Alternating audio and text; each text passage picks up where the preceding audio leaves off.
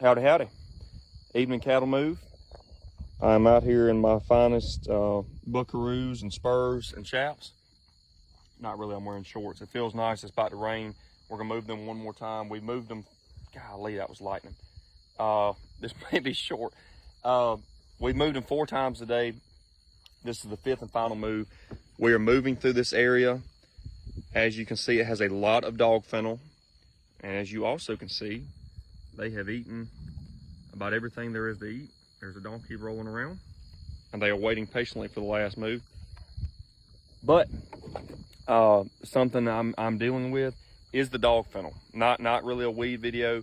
It's against my character, against my belief. I am not going to spray the dog fennel with any chemicals. I'm not using any kind of chemicals, any pesticides, any herbicides, any fungicides, anything that kills a multitude of stuff. I will not use. What I will use is hoof, mouth, manure, urine, and rest.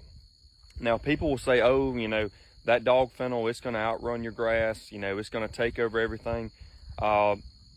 It's simply not true, and I've seen it. So here's a strip right here. You can see very clearly, right on the other side of the cows, that we graze completely. And as you can see, hold on, let's try to focus on my hand. That strip right through there, it had adequate rest last year, rested completely. We took it down during the winter, and it fully recovers every time before we graze it during the summer. And as you can see, I hope you can see it, no dog fennel. After we went through one time and grazed with the cows, I mowed behind with the tractor, because the grass that was eaten by the cows and was inoculated with their saliva grows faster, it outcompetes the dog fennel. So essentially, if somebody's fussing at you and they're like, you know, oh, you got to spray all kind of stuff, yeah, there ain't no way you can fix it, you can. And I'm doing it right here in the middle of Georgia. I've seen it done in Florida. I've seen it done in other places. It is possible. So don't let people discourage you.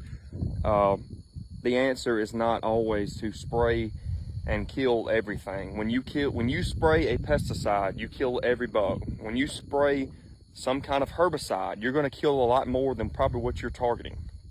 So if you wanted a diversity of species, a diversity of grass, diversity of insects, if you want healthy soil and a healthy ecosystem, you got to fix things the natural way, the way God intended. So I'm gonna move them because they're being very patient and they're being very quiet, and lightning is popping everywhere. So I'm gonna get out of here, but we'll see y'all next time.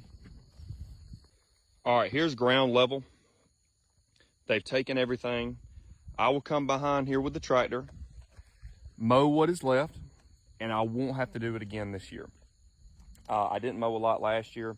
You know, I was thinking that, you know, just long rest this year, these things wouldn't show back up. They did show back up. But as you can see right here where I've mowed, this has had about 15 days rest. The dog fennel cannot keep up. And like I said, it is because it is from the action of the cows.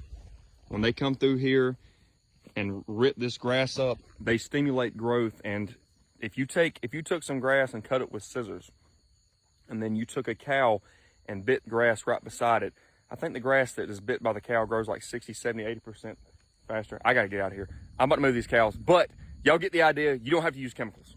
We'll see y'all next time.